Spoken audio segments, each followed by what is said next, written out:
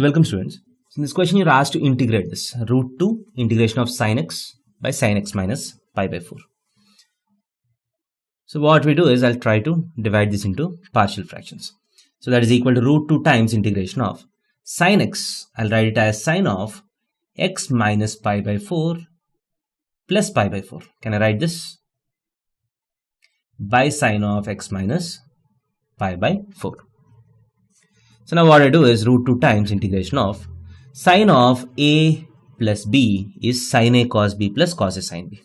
So sin of x minus pi by 4 times cos pi by 4 plus cos of x minus pi by 4 times sin pi by 4 by sin of x minus pi by 4 dx. So that is equal to sin x minus pi by 4 by sin x minus pi by 4 integration of 1 plus cot of x minus pi by 4 dx.